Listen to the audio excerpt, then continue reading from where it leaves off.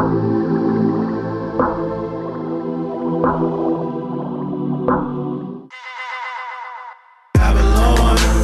man, I've been so torn thinking about this world lately. Babylon, truth is so deluded and it drives me crazy. Babylon, this lost world is so hopeless. Babylon, Jesus Christ, that's where hope is. Babylon, no matter what they say, it's still so lost, so rough. Ephraim feedeth on wind, and followeth after the east wind. He daily increaseth lies and desolation. They do make a covenant with the Assyrians, and oil is carried into Egypt. The Lord hath also a controversy with Judah, and will punish Jacob according to his ways. According to his doings, he will recompense him. He took his brother by the heel in the womb, and by his strength he had power with God. Yea, he had power over the angel and prevailed. He wept and made supplication unto him. He found him in Bethel, and there he spake with us.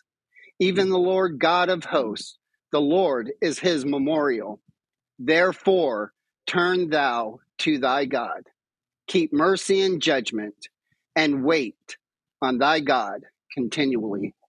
That is Hosea chapter 12, verses 1 through 6. And this is Resisting Balaam, a podcast where we seek to encourage the saints to stand firm with him on his word against all of the accusations made by the world, the flesh, and the devil, as we engage the culture of death that demands the sacrifice of our children. I am Callie, and this is a Wrath and Grace podcast, so go check out the guys at wrathandgrace.com. Check out their app. They got a lot of good merchandise, music, sermons, teachings. So go check out the guys at wrathandgrace.com. If you like this content, please help me to by liking and sharing, and go check out my Patreon to help me continue to distribute and create this content at patreon.com/resisting Balaam. Okay, today I have a special guest. Many of you know him, Samuel Say. Why don't you introduce yourself real quick, brother? Yeah, sir. It's and don't be offended that I call you sir. I call I don't know how old you are, but I call any man that I presume to be around 5 years older than me, yes, sir. So I'm assuming you're 5 years older than me. Probably. But yeah, I'm Samuel Say, as you said. Some of your guests might know me primarily at for my blog, Slow to Write, where I blog about racial issues, political issues, cultural issues. But I'm especially known for writing against critical race theory in the church and outside the church. Um, some may know that I was born in Ghana originally. I'm unbiased, but the best country in Africa. And then I was also, and then I grew up, in Canada, which is not the best country in North America. Um, although I love, it's my home, it's my country. I love Canada, but yeah, and I just got married just Praise last. God. Yeah, man, praise God indeed. I have found a good thing, and I just married her last month, and it's been amazing. And I trust that by the grace of God, it will continue to be amazing. Um, yeah. So also for the topic, for a few years I was working with the Canadian Center for Bioethical Reform. It's a mouthful, so I'll have to slow down before I finish it. But it's a pro-life group in Canada. We are more in the educational arm, trying to make Canadians become aware of just how abhorrent and evil Right. abortion is. So we're known for using like AVP, which is short for abortion victim photography, which is Right. considered very controversial in some circles, especially in Canada. I was doing that until I moved to the U.S. just a few months ago to marry my then fiance. Right. So you've moved to the United States, and you still want to hold on to the spellings of Canada. At some point, you will be colonized and assimilated to American culture. Um, So I'm really excited about that. That will not happen. So there's two things working against Americans on this point. One, I'm Ghanaian. So Ghanaians were colonized by the British. So we've been raised under British spelling anyways. And then moving to Canada, it's also of course British spelling. So if I stop writing in so-called Canadian, that would mean I'm losing my Canadian identity and my Ghanaian identity by becoming fully American, and that's not going to happen. I will resist until the very end. Well, you brought up resistance. I think you need to resist the tyranny of the colonizers of England. So no, no, I'm glad we can laugh about this. This is a really hard topic that we're going to be discussing, and Mm, I think it's good that we go into it. Not necessarily lighthearted, but just delighting in the fact that you're a Christian, I'm a Christian, we're from different parts of the world, that we're coming together to talk about Christian ethics and how we ought to apply those ethics to our everyday life. So I don't want people to think that we're joking about this, but I also want people to realize that it's good to laugh and to just enjoy conversation with brothers together.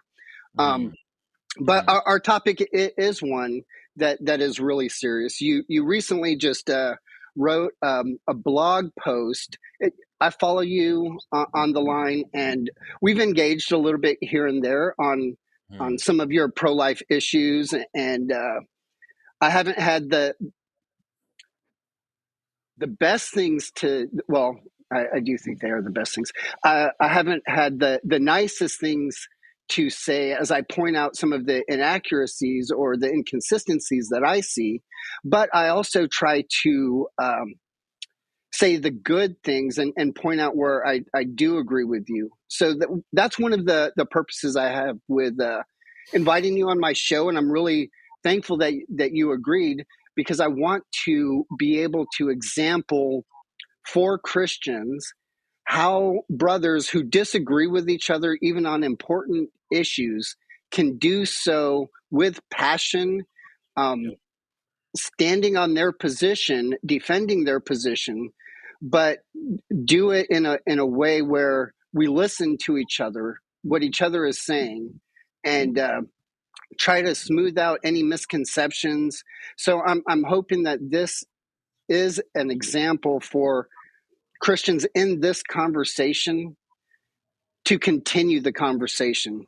Um, so thank you for joining me. Most, in my experience, most pro-life adherents will not have any of these conversations with me or with my friends. And honestly, that's a shame. These conversations need to be had. And so thank you for coming on. Yeah, no We're going to start out. Oh, go ahead. Yeah, no problem. When you mentioned on social media that you wanted to have me on, I was immediately happy to join. And to be honest, I think a lot of pro life people, I would say the majority, would be happy to talk about these things. I think I'm sure we'll talk about it. In this conversation, there's a reason why many don't want to, and it's because I mean, just to be honest, I think I told you before we started the recording. They're like it is with anything. If I'm gonna have a conversation with anybody, I want it to be fruitful. And I think a lot of pro life people, I believe, rightly are concerned about talking with certain abolitionists because they're not convinced it'll be fruitful. So with you, I'm very much convinced that it will be, which is why I'm happy to be on. And I think that'll be the same Awesome. for a lot of pro life people. Um, I want to remember that point when we get to there, because I think that in my experience, it's been the opposite. But I don't want to jump ahead too much. Um, I'm sure that's going to come up. Mhm. So just for the listeners, here's what I want to do today. I want to start out by talking about the things that you and I um, agree on, and set the stage for this conversation. Like you said, we want this to be a fruitful and beneficial conversation, Mhm. and let's start where we agree, and move from where we agree to Mhm. definitions that sometimes get convoluted as we talk Yeah.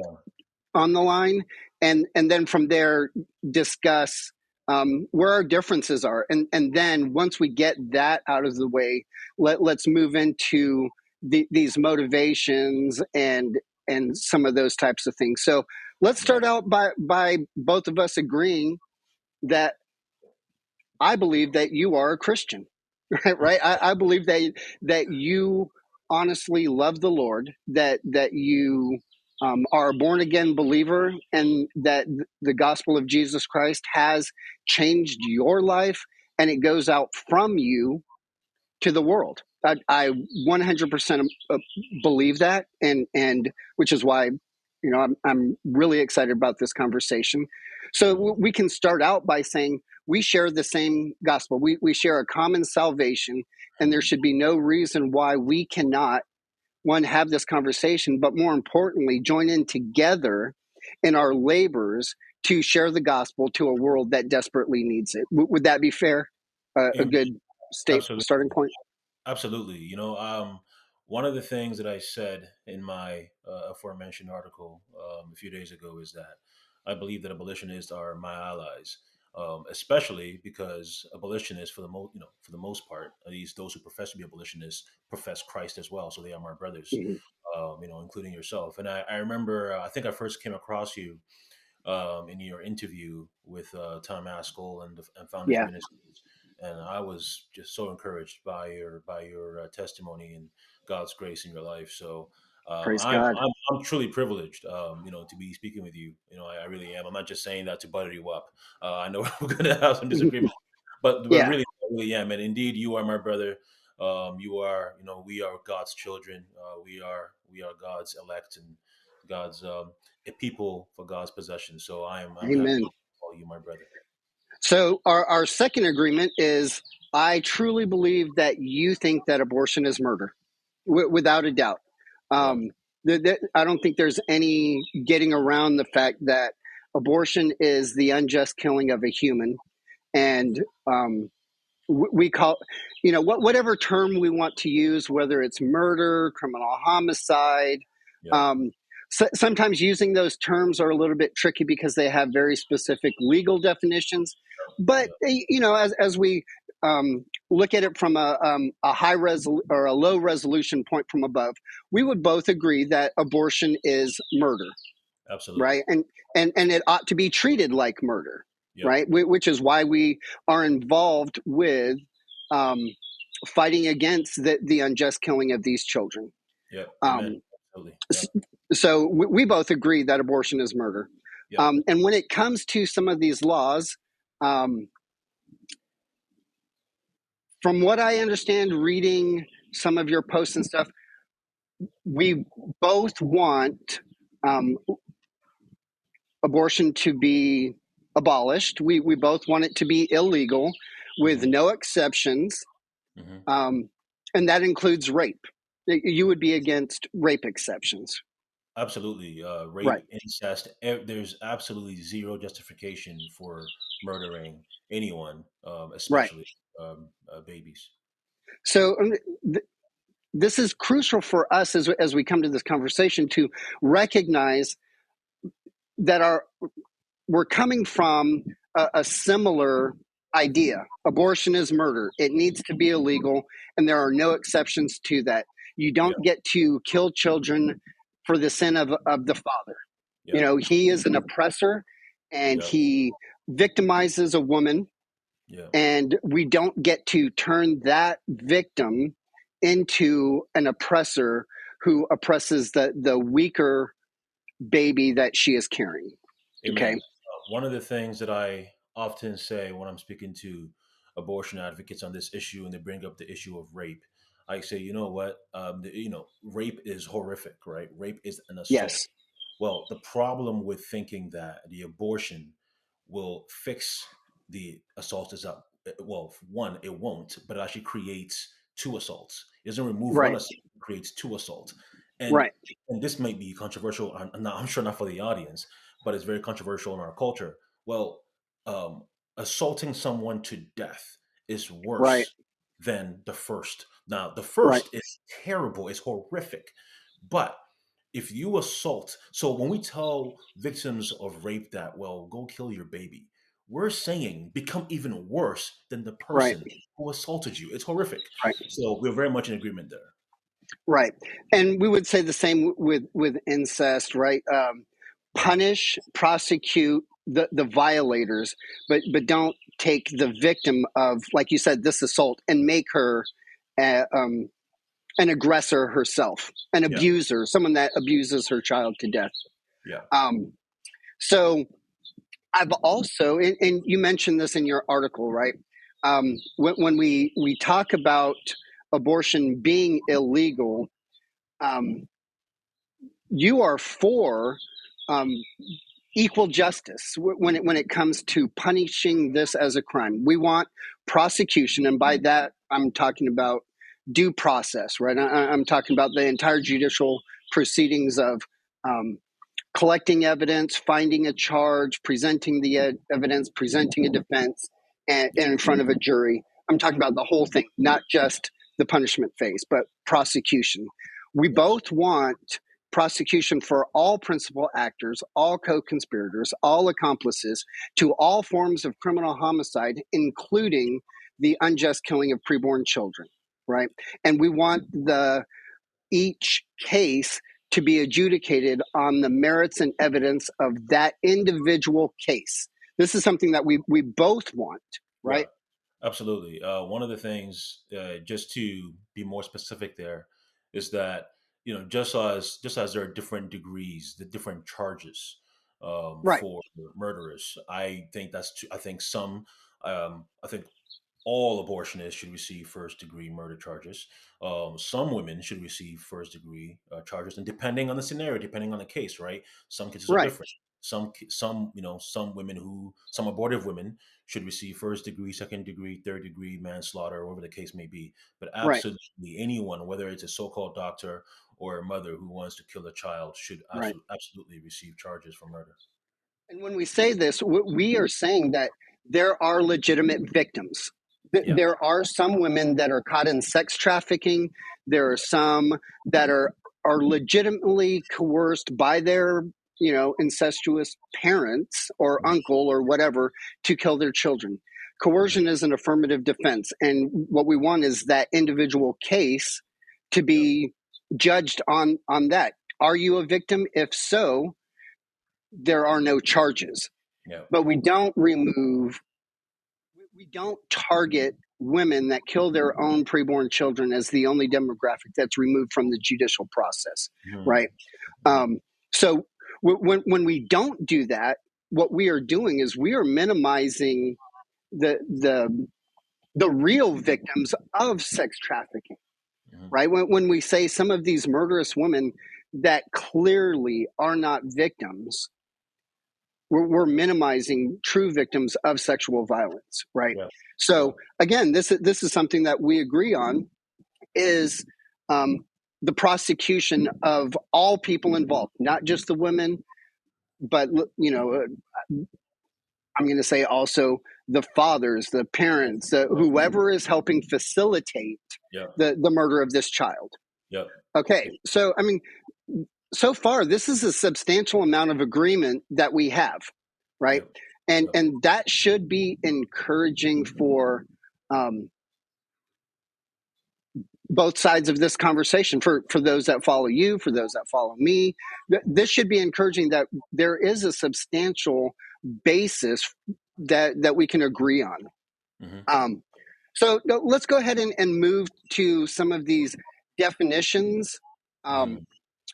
because I think sometimes that's where things get a little bit tricky. On one side we have gradualist or incrementalist, and on the other side we have immediatist or abolitionist.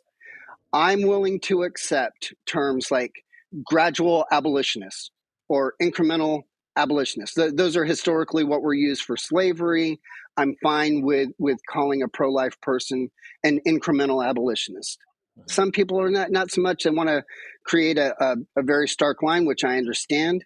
But like historically, I understand the use of the phrase incremental abolitionist, and on the So, other side we have what's good that? question. When you say some people not too much, what do you mean by that? Um, Just trying to follow you or understand you accurately. there are some people that because of recent political maneuvers, which I think are pretty bad. Um, a lot of the pro-life movement has taken on abolitionist words and the word abolitionist, but also abolitionists that are trying to woo incrementalists won't use the term abolitionist because pro-lifers don't like abolitionists. Um, and so they're trying to make a stark distinction, which there is a distinction between pro-life doctrine and abolitionist doctrine. There is a huge divide between the two.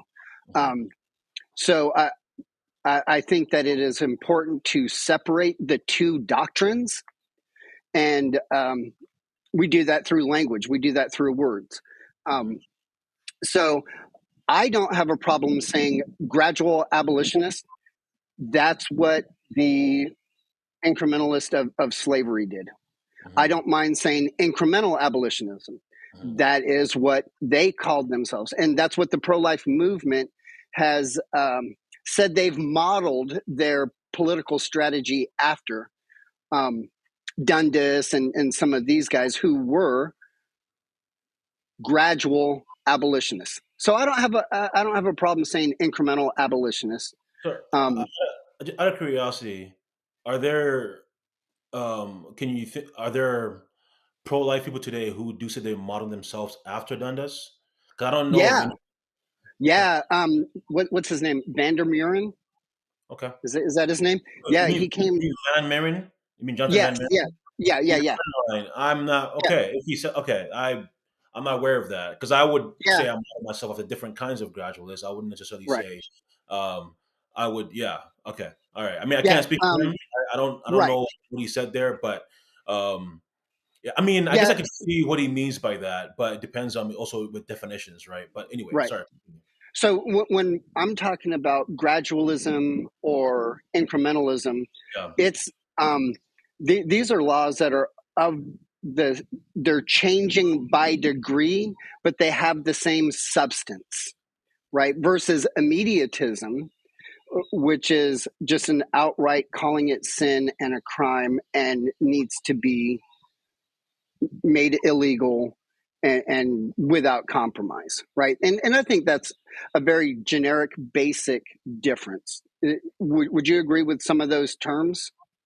In terms of gradualism, incrementalism Yeah, with mediatism, yeah. I mean, I think I you know I would say that I think the general wording of gradualist, incrementalist versus immediatist or abolitionist, although like you, I'd agree that every genuinely pro-life person or genuinely anti-abortion person is an abolitionist. The same way that on the slavery issue, they'll use the same terms, though right, with different specifics when it comes to immediatist or incrementalist.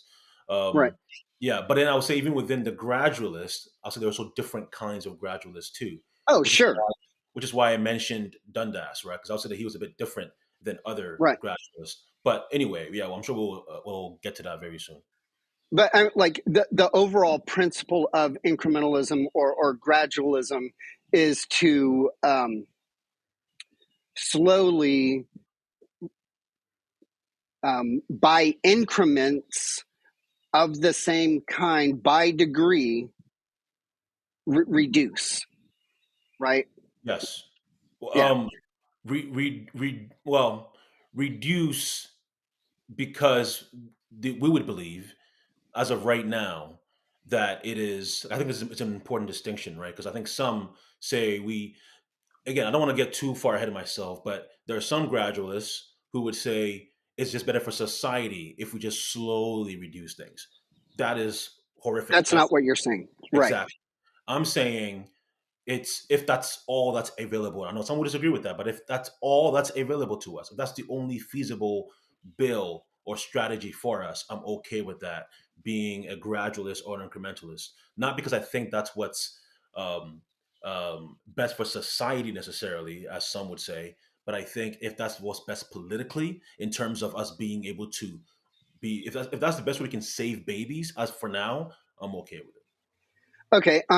Before we get into that part, Yeah. um, let's talk about what laws do objectively before we start getting into the motivations, because that's what you're talking about. You're talking about the motivation for Yeah. getting behind one of these laws. But Yeah. before we do that, um, well, let's talk one about distinctions that we should make between the average pro-lifer or the average abolitionist, between the citizen and the legislator, or the organization head, or the religious leader. Because I think we need to make a distinction between um, these categories of people because of, one, their jobs, their authority, the things that they do, and the information that they work off of. I think that with more authority comes more responsibility, right? Mhm. Mhm. Um, so we need to make a distinction between just the average Christian out there and our legislators. We need to make a difference between the average Christian and various establishment organizations, whether it's pro-life groups or religious leaders, um, any type of authority figure in these discussions. I think we need to make a distinction between them and what they do and what the average citizen does. Would that be fair? Sorry, what's the question again? Would that be fair to make that distinction? There could be different motivations for different Right. kinds of people. Yes, And we should interact with them differently, absolutely. is what I'm saying. Right. Yeah. Okay. So let's talk about objectively what um, laws do. What, especially because we're talking about abortion, what abortion laws do objectively. Um, so, from my perspective, every pro-life law is a healthcare law, 100% of them. And every single one of them sanctions, gives government approval to unjustly kill a human. That is objectively what pro-life laws do, is they give official permission and sanction to kill a human. Would you disagree with that? When you say objectively, what do you mean? Okay, for example, and I'm talking about the United States, and Yeah. I'll use Texas as an example, Yeah. and it's pretty widespread in Texas.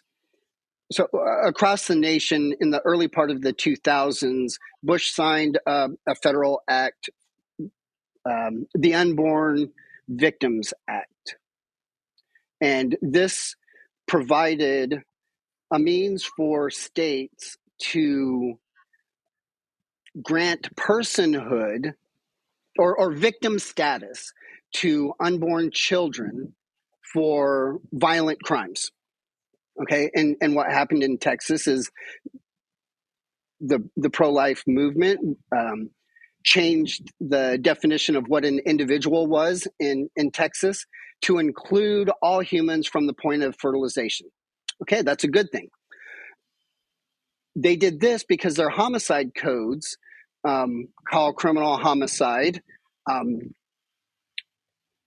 an action that's taken that causes the death of, what are the terms, negligence or purposeful killing of another individual, so, something like that. And they did this in order to accommodate or to bring in fetal homicide laws or abuse laws, right? So now, since that time, we can charge a man that punches a woman that's pregnant and the baby dies, he can be charged with criminal homicide. That's a good thing, right? We just had a guy last year that was sentenced to life without parole for murdering his preborn child by choking his wife. Hmm. I would say that's a good thing. This is part of the homicide code.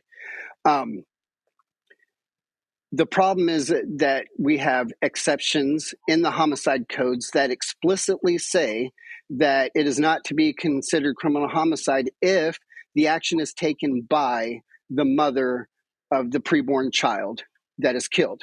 Okay, Yeah. so in Texas, a woman can kill her child, preborn child, for any reason that she wants to, by any method that she wants to, up till the point of birth.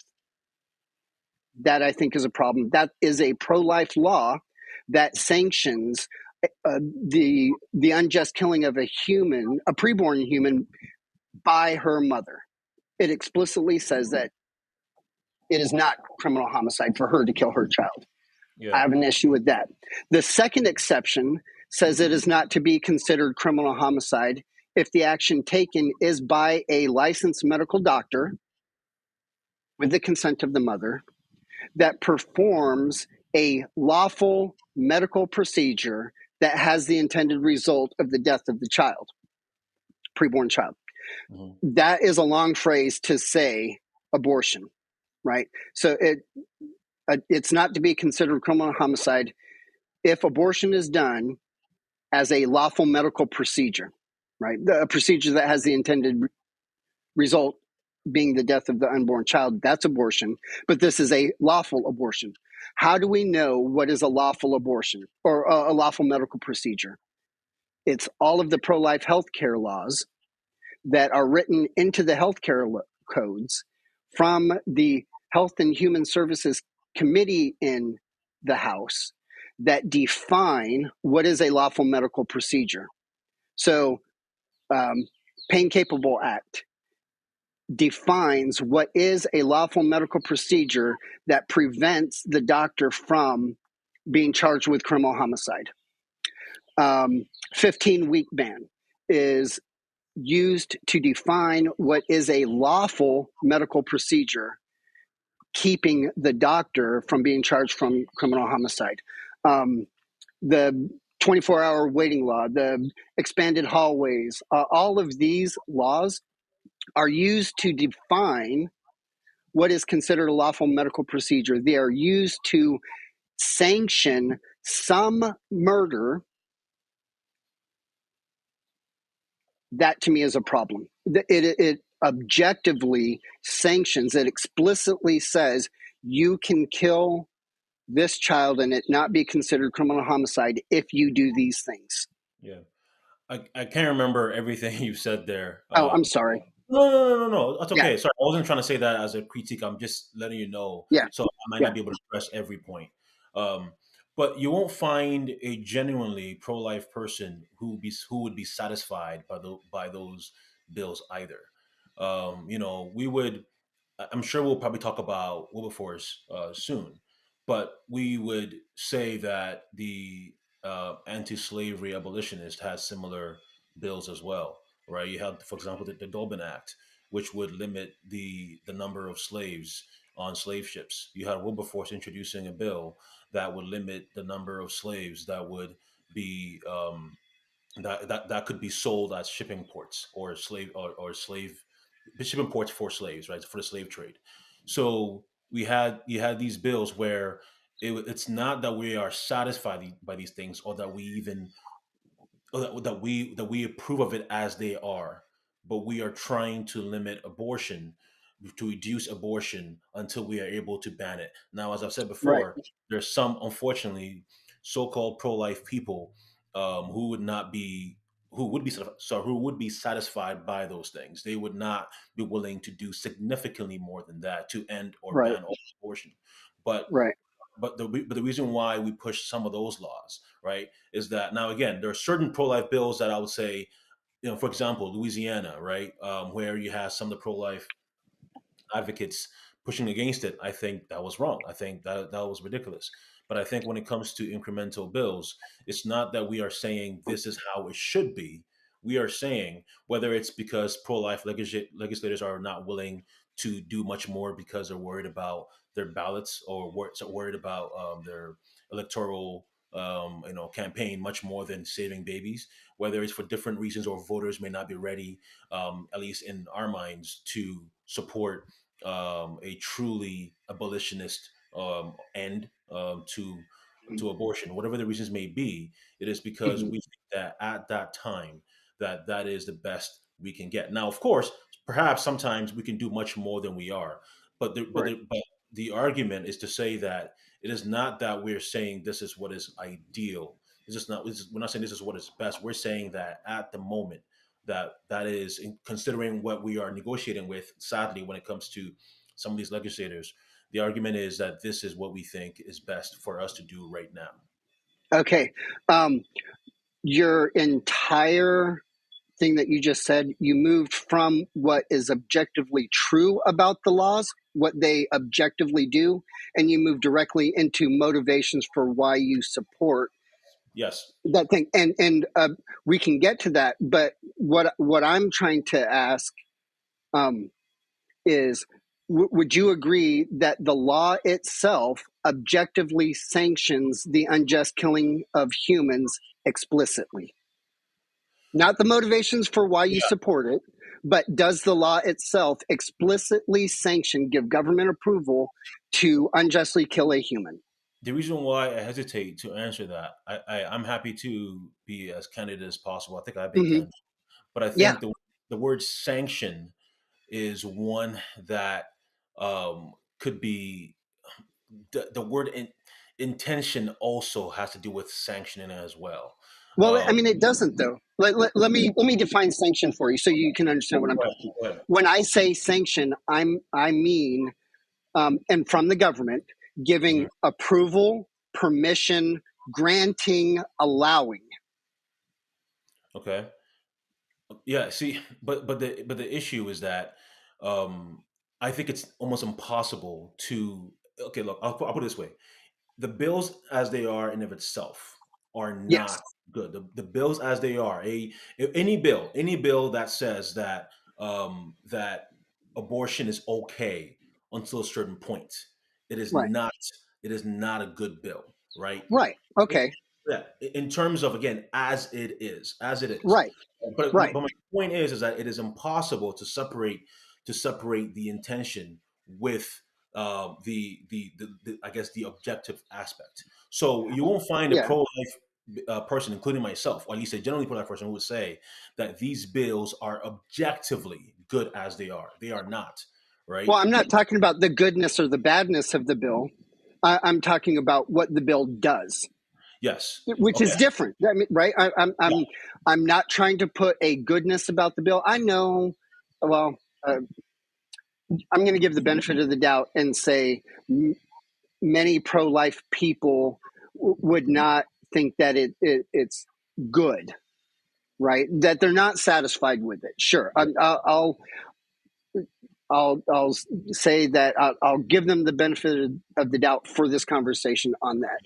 Yeah. That's not what I'm talking about. Yeah. We're going to get to that. I'm just saying that objectively, pro-life laws are healthcare laws.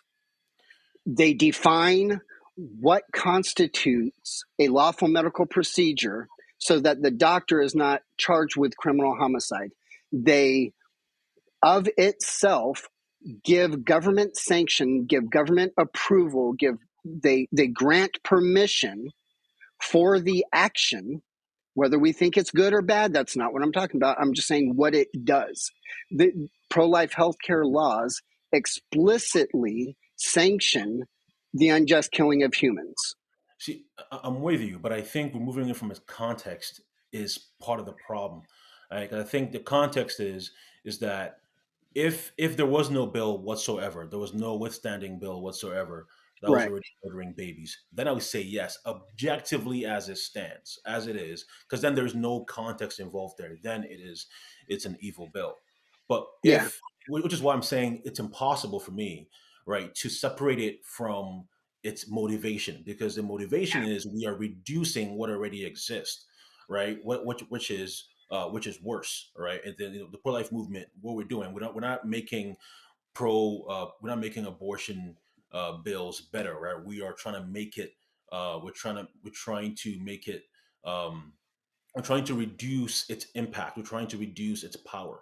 So by reducing it, we are not introducing a completely new bill with no context. But by introducing a bill that would reduce it, we are not abolishing it. We are not removing it, and that we are just sadly we are we are in a position where we feel that we can only reduce an already terrible practice, but we are not introducing a horrible bill in of itself. And I think it's difficult to differentiate it from what already exists.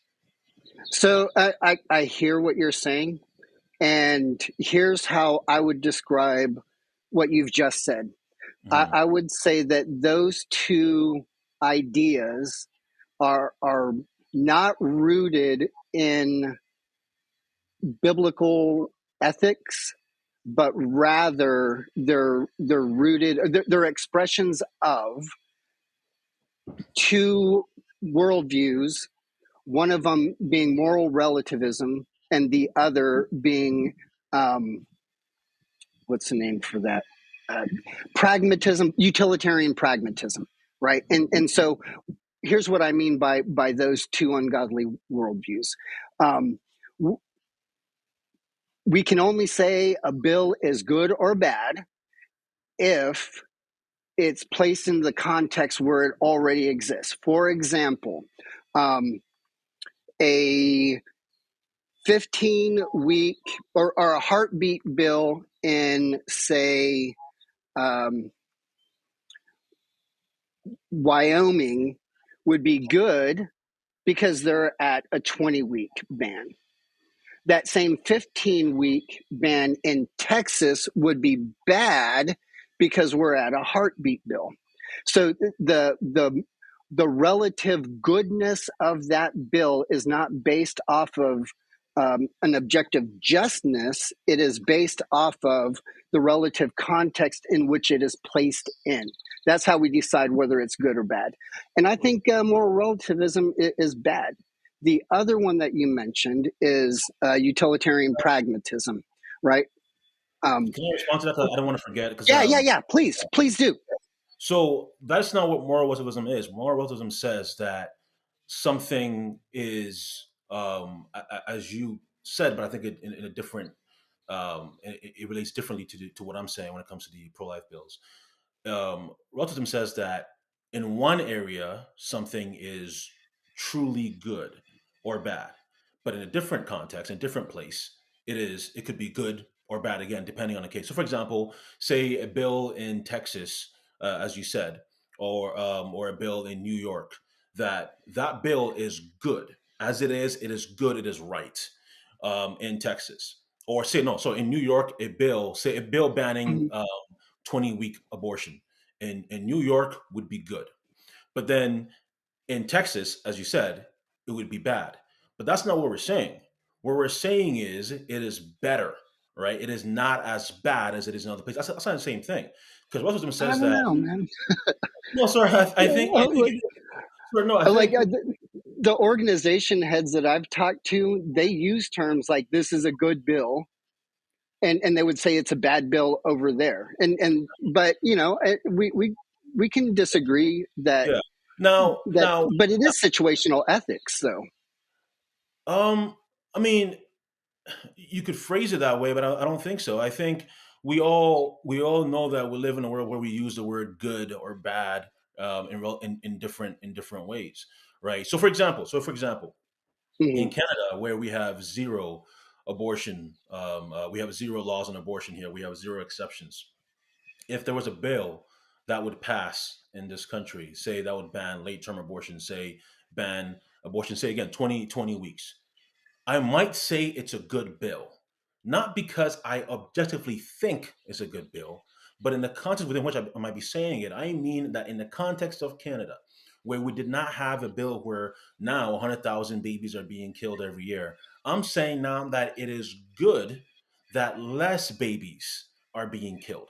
I'm not saying the bill itself is good. I'm just saying the point of the bill is good at saving less baby. It's saving more babies now than we were before. That's what I would mean by that. And I think I can't speak for other pro-life legislators or pro-life advocates, but when we say a bill is good or bad, we mean that within those kind of contexts, not that the bill itself is good.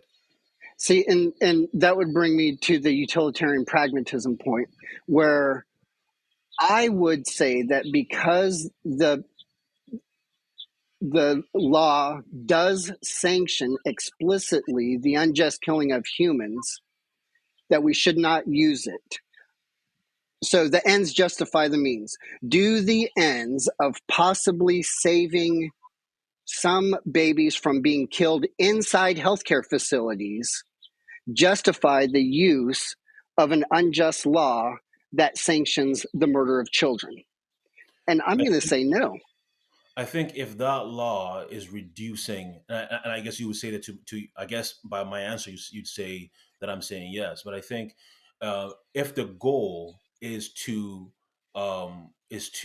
be limiting the power that the abortion advocates have right now until we have power to completely abolish abortion, then I say that it is good. So I guess okay. Here's the thing. Here's a question that I would have in response to what you're saying. Okay.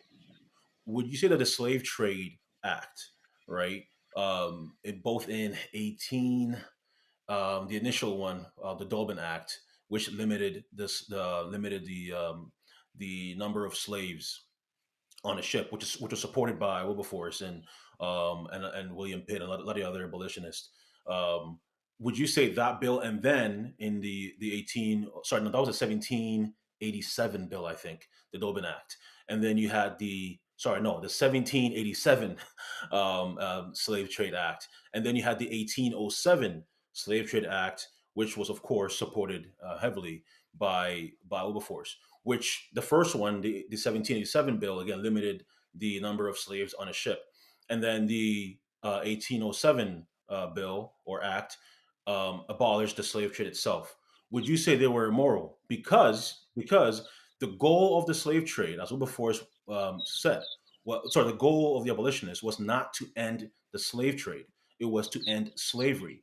So, would Right. you say those were unjust? So I'm not big on the history. I don't know all of the ins and outs of the history of that. Honestly, I don't. I know people that are way more into it than I do. But here's how I would answer that. When it comes to fighting the slave trade and the slavery in general, what I'm looking at is it am I dehumanizing an individual by saying you cannot transport humans from one country to another for slavery? Is there something unjust about canceling the slave trade and not slavery in general? I don't think that there's something unjust about saying you cannot buy and sell slaves or you cannot transport slaves. But Um, but wait, sorry. But do you believe slavery is unjust? sure. So then, if you're saying that you can trade some slaves but not Now, I'm other, not saying that you could trade any slaves. but that's what the bill. But that's what the Yeah, bill is. like I said, I don't know the history of like Wilberforce's laws and stuff. I really haven't read all of that stuff because that's But my focus is on this. So I'm not. Most of my arguments when it comes to abortion are not rooted in the slavery arguments. I think there's a good correlation with there, but I don't identify with Garrisonian, Wilberforcian, or whatever. I know there are abolitionists that did, like Equiano, right? He was an abolitionist and he supported a really horrible act. Okay, I get that. which Um, uh, I don't remember which one it was that he was involved with, and I was trying to find that quote where I thought he repented of it, but I don't remember it off. Like I said, this is a lot of parts that I don't know specifics about. Yeah. The reason why I asked that is because you were saying before that you don't think it's unjust to say you can't trade slaves here, but that's very much the same argument that we are making as prolific incrementalists. We're saying we are, because the abolitionists, they were saying that, look, we know that. So with the slave trade act, I know you don't know the details, but essentially what they were was they're saying, look, you can't bring slaves from Africa and other parts of the world into the British Empire anymore, but you can continue to have slaves in Britain. I'd have to look at it and look at the language of it and all of But that. So I don't know specifically, you know. but but if I'm correct in how I'm characterizing it, right? Let's assume that I am correcting it accurately. Would it be unjust then for the abolitionist? Was it unjust for the abolitionist to pass the Slave Trade Act? If it said, um, if it explicitly in the bill allowed for the dehumanization of other humans, then yes. What do you mean by explicit? So when it comes to abortion laws, these laws explicitly say you can kill unborn children. I mean, like, it is explicit in the law that you can kill children. It puts a limit. It puts a limit on it, the same way that the Slave Trade Acts put a limit into what kind of slaves you can have in Britain. It's the same thing. No, because it's not, because the law says it is not to be considered criminal homicide if the action is a lawful medical procedure. So you define what is a lawful medical procedure through these pro-life laws, healthcare laws that sanction what constitutes a lawful medical procedure that is not criminal homicide. That is Yeah, an explicit sanctioning of killing. but And there's no way to get around that. I'm like, yeah. yeah, we Well, can say I'm trying to limit the killing, but I'm limiting the killing by sanctioning killing, is what is literally happening. yeah, by the law, I think you're referring to Texas law, and I've not looked into that. Or Um, Idaho, or I mean, that's the basic, how most of them are written is through the homicide codes to jump to healthcare codes, because they know they have to regulate it as healthcare in order to continue the practice. Not continue the practice, but in order to limit it. Again, which is why Yeah, I'm well, saying yeah, which is why I'm saying it's I'm like, impossible. But which is why I'm saying it's impossible to describe these bills as it's impossible to describe these bills without the motivation, right? Because that plays a major role in the very basis for these bills in the first place. see, and that's where I disagree. I think it is these motivations that are, from my perspective, ungodly worldviews. I think that they are satanic. I think that they do sanction killing explicitly, Yeah, um, I think and it's only from the motivations that you get these worldviews. I don't. Well, I mean, I'm by no means a moral relativist. I'm by no I means. I, I get that. Yeah, Um, I think, and again, I think this is one of the things that I addressed in my article. My article, I couldn't. It was already way too long than most of my articles. It was like almost 2,000 words. My articles tend to be around 800 words. I couldn't mention everything, but I think a lot of times abolitionists assume the motives for why pro-life people like myself do what we do, including assuming the philosophy that is guiding our thinking.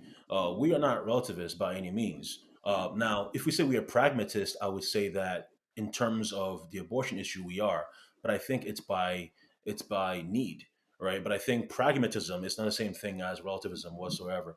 Um, no, I don't think they're the same. Okay, yeah, all right. Let me let, tell me if I'm saying your position accurately, even if it's a way that you wouldn't have said it. Okay. okay. Um,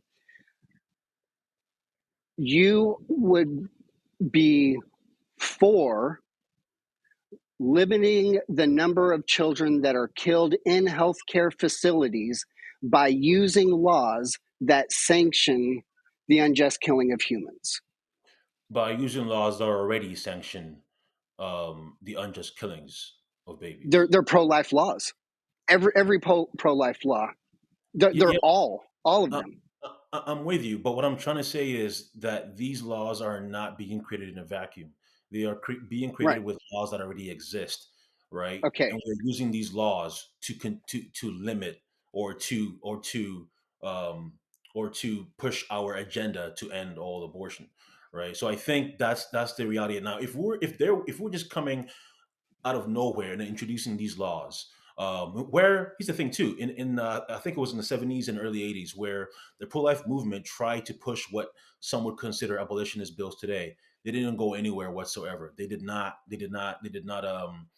receive any strong support, and that is why you have a lot of the incrementalist mindset, similar to the original abolitionists, who many of them, they had debates on as to what should we do. Many of the abolitionists, including in Britain, wanted to ban all slavery outright.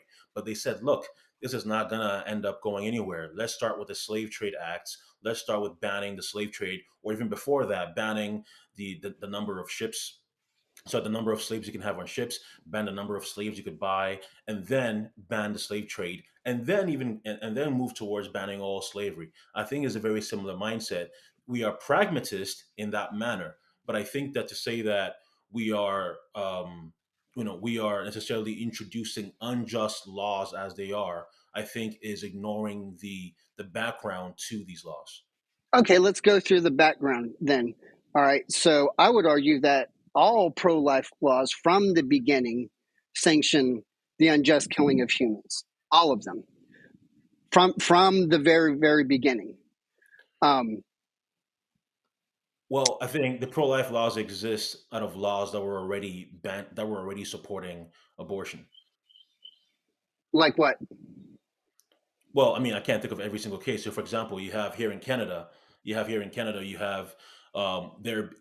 is no law, but there exists a somewhat of an absentee law that says that it's legal to kill all babies. So, if we were going to introduce a bill to ban all abortion, we're not going to have that. So, okay, I'm actually glad I'm gonna mention this, because in Canada right now there are only 14% of the population who are completely pro-life.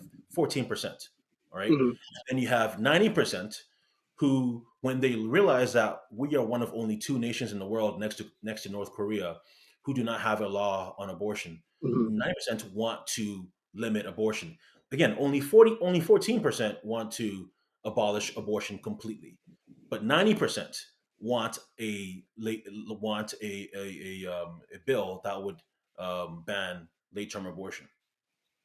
If we introduce a bill that does that, we are not sanctioning, sorry, we are not sanctioning abortion.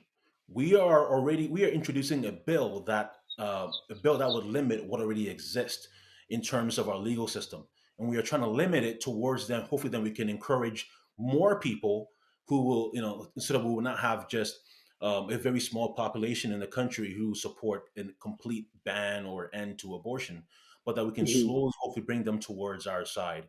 But if we're thinking that if 90% would be willing to limit the power of abortion in our country, then why not save as many babies as possible? So, what I would ask you then is, if in our context, would you support a bill? Would you support a bill then? Would you think it'd be just to support a bill that would limit the number of abortions, knowing that Canada is significantly far away from America, even when it comes to the pro-life issue?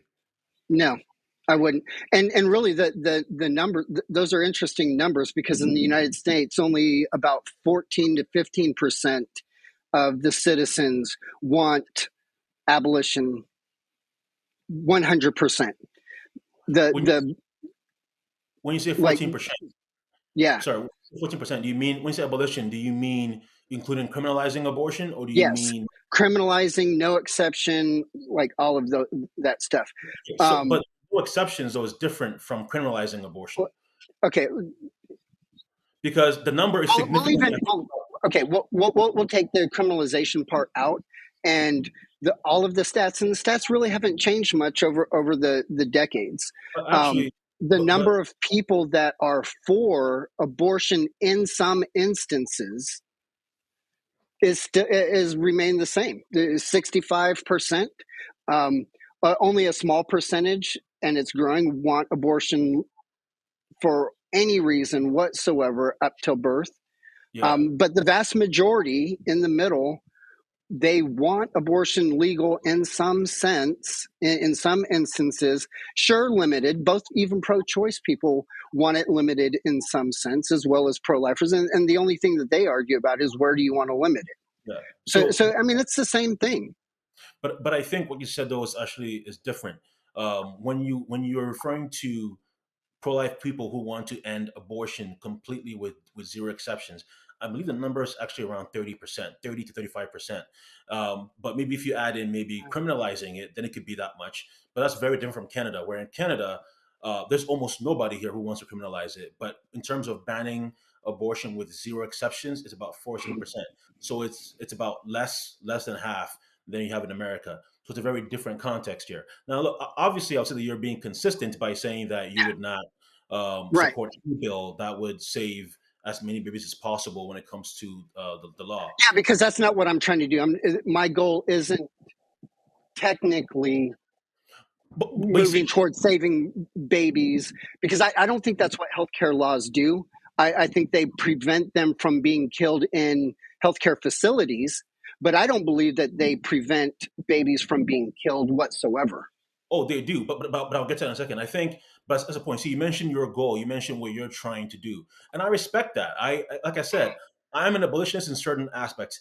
In terms of, I mean, an immediatist. In Louisiana, I'm an immediatist, right? In certain places, I'm an immediatist. In places like Canada or California or New York, I'm a incrementalist because I'm looking at what we have available to us in our context. But in terms of what you said about pro-life incremental bills not saving babies, that's not true. I think it is the Charlotte Lozier Institute says that the Hyde Amendment has saved almost 3 million babies since 19 since it was passed in I think 1976. So they do save babies. Now, not as many as we want them to, but 3 million babies, of course, as you'll agree, is a very significant amount. Okay, let me try to explain to you what I'm trying to say. Texas in September instituted and executed its heartbeat bill. Okay, Mhm. and from September through December, the number of children killed in healthcare facilities dropped from about 2,500 a month down to somewhere around 1,500 a month in healthcare facilities. Mhm. During the same time, that that works out to about 170, 180 a day killed in healthcare facilities.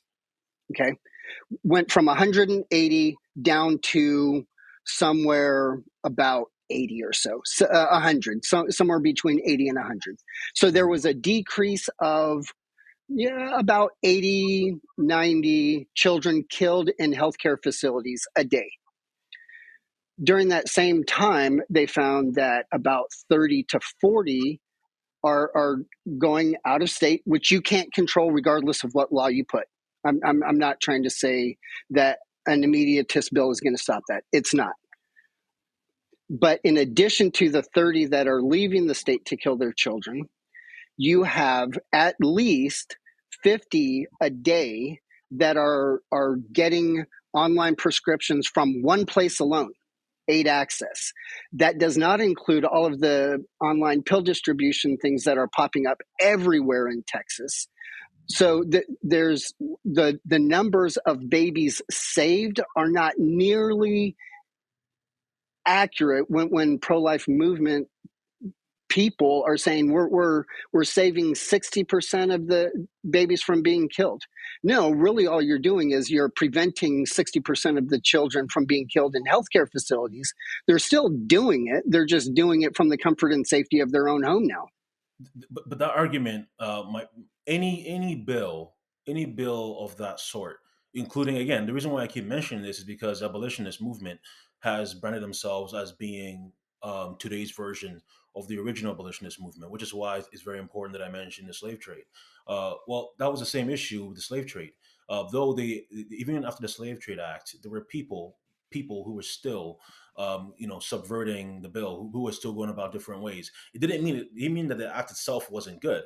It just meant that, unfortunately, as we know, even when you ban something, people find different ways into doing so. Now, again, I have no problem with the argument that the bills are not as effective. As effective as we want them to be. Any honest pro-life person would say that, look, these bills might be better than what was there before, but they are not good enough. And we would agree with that. So obviously you're more familiar with those numbers than I am. I'm not going to disagree with you. It Right. is very possible that's the case, but I will still maintain that these bills are better than what was there before, and that we hope then that we would then be able to move forward. See, I think it was you've had, I think maybe in Oklahoma, which and had just a few months ago, they had one bill that was, I think it was a heartbeat bill or something like that. And then after that, when that passed, they moved on to now banning almost all abortions. Unfortunately, they still have some exceptions there, but they're progressively getting better and better. And I think that's something to rejoice in. Obviously, I would rejoice significantly more when we actually ban and criminalize abortion. But until then, if we're going to save as many babies as possible, I'm very happy to do so. In Canada, we're still killing. It's theoretically legal to kill a baby the day before they are born. Right? It's legal. And everywhere in the United States, it is. There is not one state where it's illegal to kill your own child before it's born. Zero states. What do you mean by that? I mean, a woman can kill her preborn child in any state up until birth, Uh, and it's okay, not so committed. It's not criminal homicide. yes, I think, okay, not criminal homicide, but it would be banned unless, with very stupid argument, which I mentioned in my article I disagree with, unless they claim something like, well, it endangers a mother's life, right? No.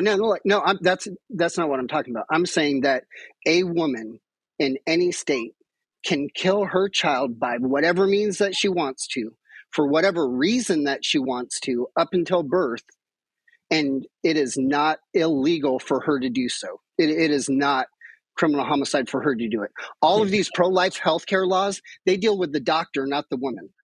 but again, that's dealing with criminalizing it, right? Which I agree with you that it should be criminal for people to kill their babies, but that's not what I'm addressing right now. I'm addressing that right Right. now in Canada. Not, it's of course it is not criminal, but I'm saying it is actually, like, you will not. There would a doctor. Nobody will stop a woman from killing her baby, regardless of the consequences. Nobody will stop her if she wants to kill her baby at any point in pregnancy. Where in the U.S., that's nowhere near the case. It's only a few. That's just not true. That's not true. A woman can kill her child for whatever reason she wants to. The only people that have regulations on them are doctors. Doctors can't do it to a woman, but a woman can do whatever she wants to. That's what I'm saying. These So, these so, these so what you're laws are saying is, dealing with what the doctor can and cannot do. so what you're saying is that you mean outside of a so-called clinic, which is really a murder mill, outside of a clinic, mothers can kill their own babies, and it would not be considered illegal. Is that what you're saying? Yeah, because all of these laws deal with healthcare facilities where women go into to kill their children, and the healthcare laws are designed to restrict access for women to kill their children inside the healthcare system. That's Yeah. all they're doing. Well, And that's not saving babies, that's just restricting where they can kill babies. okay. Well, in Canada, that's it's the same law here too. Is dealing with doctors too, so it's the same thing. Right, Uh, right. but so again, my point is, when it comes to the abortion laws, when it comes to, or even when it comes to abortion laws, Hmm. Canada A doctor or a mom can go and kill their baby, and there will be no consequence whatsoever. Hmm. It would not be considered. It's legal to do so. Right. In America, we can word it differently, but when it comes to the law, it is lawful for someone to go to a so-called abortion clinic and kill their baby up until a certain point, which is very different, right? That's not good enough, of course, but it is very different from what it is in Canada. So I think we can't compare the two as being the same. Yeah, maybe we're looking at what the law does differently, because the law only has an indirect effect on the woman. All it's doing is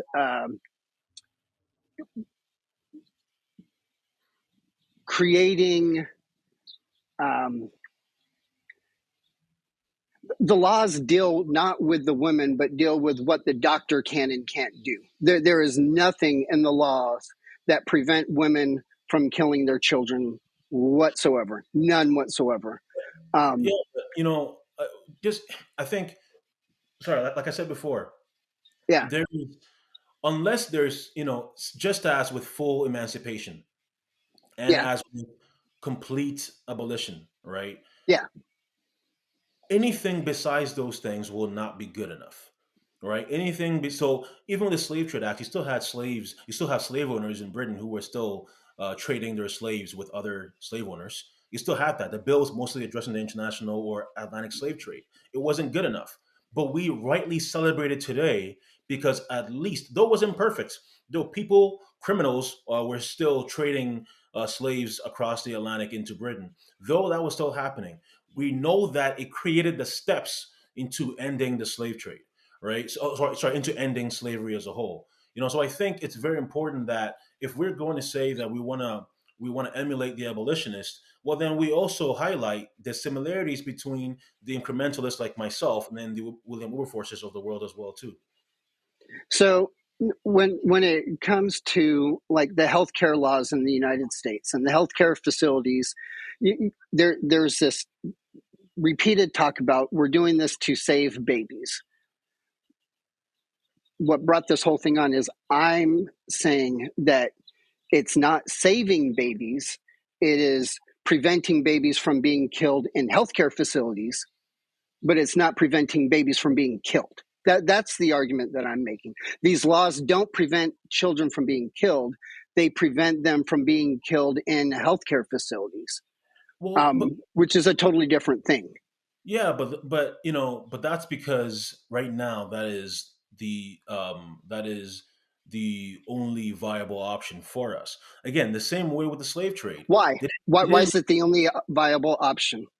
because there wasn't enough support for it, right? In the same way that with the slave trade, there wasn't enough support for emancipating the slaves, which is why they banned slavery in some aspects, but not completely, right? So if we are immoral for doing for with our process, then the same is true for Wilberforce and for the abolitionists. Yeah, and okay, so when we're talking about the power of the abortion side or whatever, um, I think a lot of this falls into the lap of the pro-life movement, and here's why I say that. Um, it's like the emperor's new clothes, right? You got a whole population looking at the king who's butt naked, pretending that he has clothes on. That is just like the population believing that Roe versus Wade is the law of the land, and that is a myth, and it's a lie that I believe has been promoted more than any other people than the pro-life movement and codified by the laws that they write. Um, just reading the leaked decision, it is very clear that they argue that it never was law, that it was unjust, that it was never constitutional, but yet we've acted as if it has been and still do. but it's saying dumb things that even that lawyers should never say, that it is the law of the land, because it's not even, courts don't make laws. I mean, it's I think it's impossible to mention. Now, I think it's categorically incorrect to say that the biggest proponents of Roe v. Wade being the law of the land is the pro-life movement. It is, with all oh due, man. I would say, with all due respect, it is clearly the abortion advocates. They're the ones who are reacting to the leak as saying, "No, let's codify Roe v. Wade because it is a law of the land." I think it is. Oh, that's the opposite. They want to codify it because they know it's not the law of the land. Yeah, yeah, no, but Like every legislator that I've talked to, every pro-life leader I've talked to, they say the words "Roe v. Wade is the law of the land." They're against our bill because it's unconstitutional. It doesn't fall under the guise of Roe versus Wade. Over and over again, that is what they say, and the laws that they write submit to it and codify it. yeah. So what I'm trying well, I was trying to get at is that the reason why oftentimes the pro-life movement, like I said, I think there's some abolitionist bills again when it comes to Louisiana where I think there was absolutely no justification, as far as I understand it, for the pro-life movement to be against it. But that was primarily dealing with the idea of the woman, the abortive woman, being Right. a social victim, which is ridiculous. Nevertheless. I think the reason why a lot of people in the pro-life movement say this law might not pass because of of Roe v. Wade, regardless of the legal backing for that, the motivation behind that is, and I'll give evidence of this very soon, is that even if we pass this bill, not whether we think Roe v. Wade is right or that it's the law of the land or not, the Supreme Court historically has been treating Roe v. Wade as a law of the land, right? And that I think is the reason why the pro-life movement say, "Hey, this might not pass, or we shouldn't promote this bill because of the Supreme Court's opinion on abortion dealing with Roe v. Wade." Now, I say here's why in Mississippi, right? The bill is that was a pro-life bill, right? Mhm. And it meant to challenge Roe v. Wade. Whether we think it is right or wrong as a strategy, the idea was not to say never mind any bill because of Roe v. Wade. The point was to say that look, we're not confident we can achieve what we would like to achieve because of the Supreme Court. Therefore, let's introduce bills that will challenge them. Now, I will say this. To be fair, I will say this: you can also introduce abolitionist bills, which will also challenge Roe v. Wade in the Supreme Court as well, too. I agree with that. But And it's the nevertheless, only consistent one to do. I, And I hear you. Did you watch the House debate in Louisiana on the uh, abolition bill? some of it, not all of it. No. Okay, so the um, representative that argued against the bill, Hmm. um, he had two arguments. One had to deal with criminalization, but the other argument was that it is unconstitutional because Roe v. Wade is the law of the land. Use those words over and over again. You have all the pro-life, the main national pro-life organizations repeatedly saying Roe v. Wade is the law of the land. It is the law of the land. It is unconstitutional. Where go and let's look back at the abolition of slavery then, just generically. We have Dred Scott. And it's interesting that the Louisiana guy brought up Dred Scott. Dred Scott was a horrible decision. Was it ever repealed? No. Not what the Supreme Court never came back and said that they were wrong in saying, hey, if you find a slave, that is actual property. It's not a human. You got to return them. And they had the Fugitive Slave Act of 1850. What did legislators in the North do? What did the courts in the North do? They nullified. They said, no, you're not going to make me a slave catcher. This is wrong. You are evil, and we're not going to submit to your evil ruling. And they nullified estates. They nullified sheriffs. They nullified, like, even down to courts. You had jury nullification happening. That is what we are asking for, instead of saying, oh, this is the law of the land. We have to submit to it until they allow us. I think that's like the I, opposite of what we ought to do. It's teaching the population a myth and a lie. I think, as I've indicated throughout this conversation, I have no problem with saying the pro life movement could be better Yeah, in a strategy. Now, I will say, now this is where I have to get better with my 20th century American history. But I would say that since Dre versus Scott, since the Civil War, especially, the way people respond to the Supreme Court now has been is different across not just the pro life movement, but in different yeah. ways. Oh, Very few right. very few people want to um, nullify the Supreme Court's decisions the way they would, at that time. So I think that plays a big role. There's a different culture now where people Except the leftists, the leftists that is understand it. that is that is very true. And it, I'm sorry, right? I'm not trying yeah, to say that the pro-life movement cannot do better. I just think that it's important that we address these issues within the context that right, right now we live in a world that worships the Supreme Court, and that right. so that I think that's very different. Now again, putting more power on the Supreme Court than we should is different than saying that the reason why the pro-life movement is doing what it's doing is because it's not willing to challenge Roe v. Wade. I don't think that's the case. I think that they are trying to challenge Roe I, v. Wade. But I think that's very clear with what's happening right now. The difference is we're going about it in a different way than abolitionists would. yeah, I don't know. Like they've explicitly come out in their own words, not in support of Roe v. Wade. That's not what I'm trying to say. I'm not saying that they agree with it. I'm not saying that they like it. I'm not trying to say that they approve of it. What I am saying is that they are taking it from a judicial supremacy point of view and explicitly saying that it is the law of the land, that Roe and Casey define how we are to write our laws.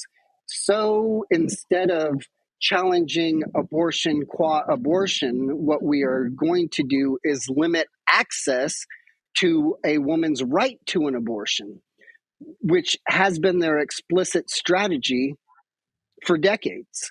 I think that would be mostly the legislators and not the pro-life Oh, yeah. group. Right. So again, Organizations. No, I'm talking about National Right to Life, Susan B. Anthony. There are some that don't. For example, Created Equal is changing slightly on this. Abby Johnson, she finally has over the past year talked about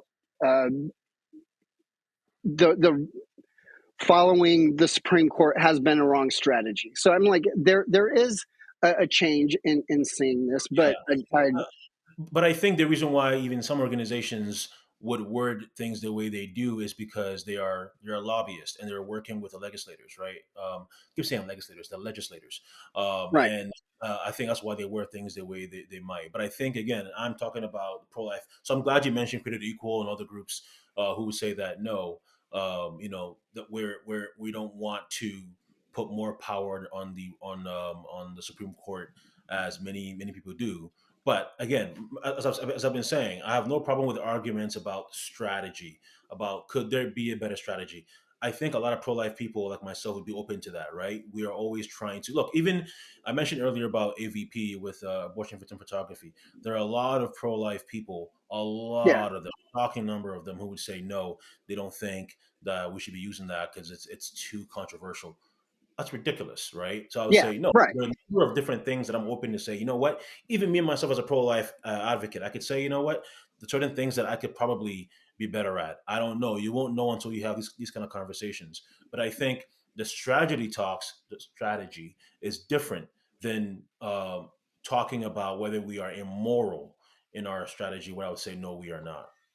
Yeah, and see that's where I disagree. Is I think that the strategy of itself is immoral because I Yeah. think that the strategy does sanction explicitly the unjust killing of humans. Well, And I I understand the motivations behind it. I do. I understand that when you come from why am I support not you specifically. I'm talking generally. Why should we support a law that does sanction the unjust killing of humans, well, it's for the good of saving babies from being killed in healthcare facilities. I understand those motivations, but those motivations do not change that. From my perspective, it is it justifies the wicked. It it does show partiality to the wicked. It But it then, but then Go again, the ahead. question I have to ask again is, if we are saying that, and then abolitionists are willing to say that, then what about our abolitionist forefathers, right? Would did Wilberforce, William Pitt, Clarkson, a lot of the guys who pushed the Slave Trade Acts before they could finally ban all slavery, were they showing partiality against?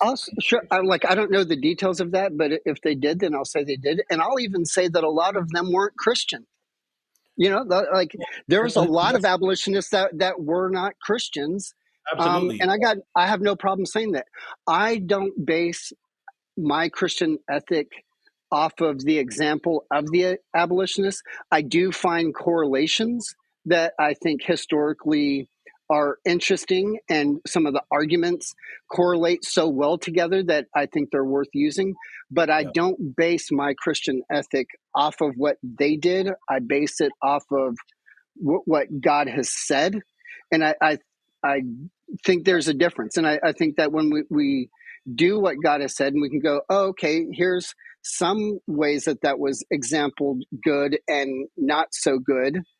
Um, but I Well, don't base what I'm doing based off of them. It's for me, it's unfortunate that the terminology comes from that. But all well, right, I I can wouldn't go with say it. I wouldn't say just unfortunate. A lot of abolitionists, a lot of the major abolitionist leaders, um, are very emphatic that they are following after their abolitionist forefathers in every way, that being just like them.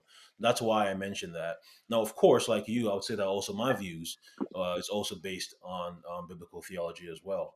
As we said in the beginning, we agree on what you know on what we want, on our motivation.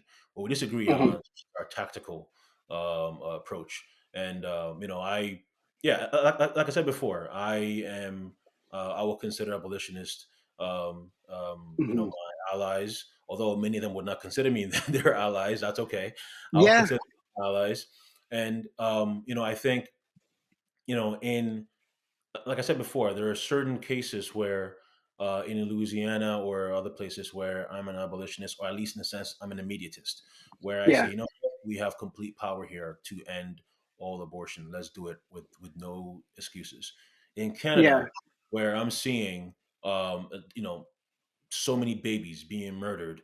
I want to abolish abortion, but knowing that I'm not able to, I'm very unsatisfyingly going to support bills that will at least limit abortion until we're able to abolish it. yeah. See, and I get that, and so I think. Well, I'll speak for myself. I think that um, I don't want to use the word enemy because I think that's too strong of a word. I think that the biggest hindrance to um, treating the unjust killing of preborn humans like we do every other type of criminal homicide, I think that the biggest obstacle is not the pro-choice uh, distractors, but is really the generic overall pro-life establishment and its legislators and organizations. I think that is the biggest hindrance and obstacle. And I think it's good to have conversations with them. I do think that the strategy of itself is immoral. I think that it's an abomination that justifies the wicked and condemns the just. I think it does show partiality to the wicked, um, these laws of themselves. Again, when you start taking in the motivations, I understand.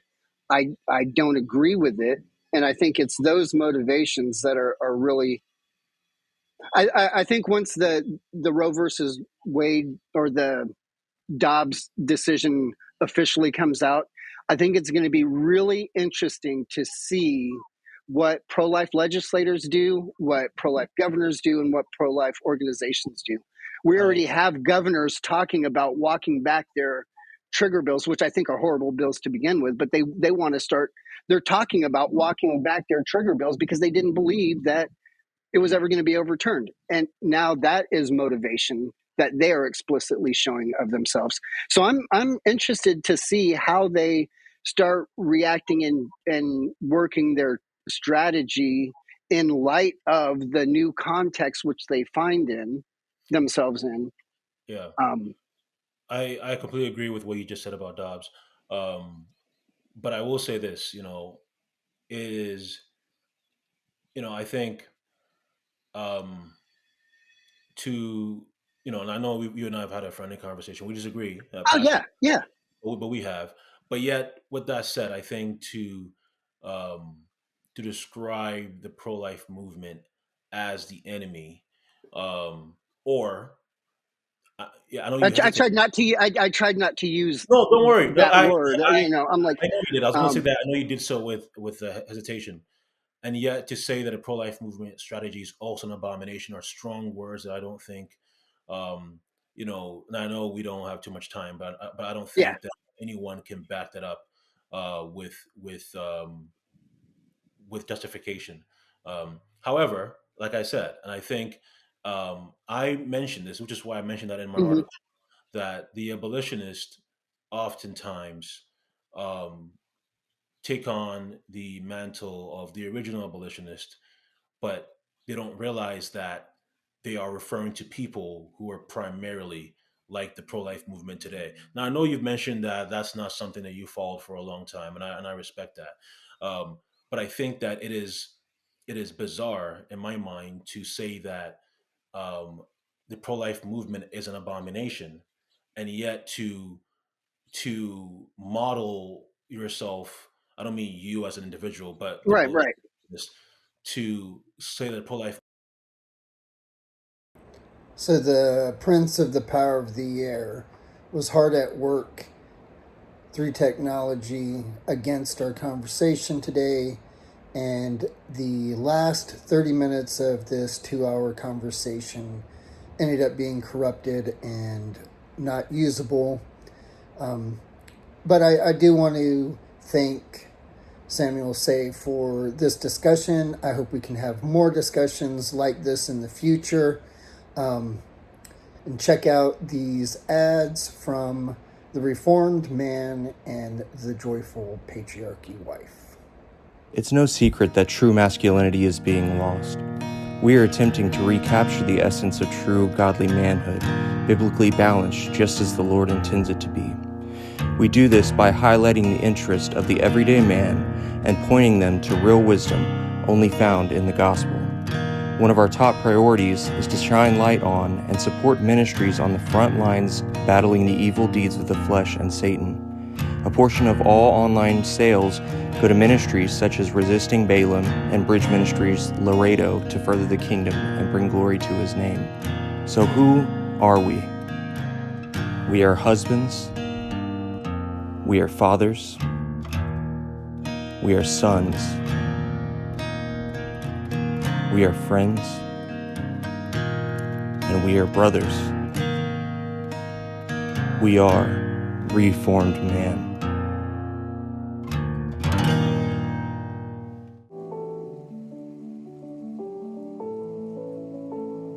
We are Titus 2 women, seeking to glorify God through the teaching of younger women, biblically, to love their husbands, children, and be keepers of the home. Not grudgingly or as a legalistic chore, but rather to joyfully sacrifice in loving their husband and children as unto the Lord. Giving glory to God and finding joy in caring for our families in only the way wives and mothers can. As God has blessed us with female traits that make our work in the home essential to a godly home.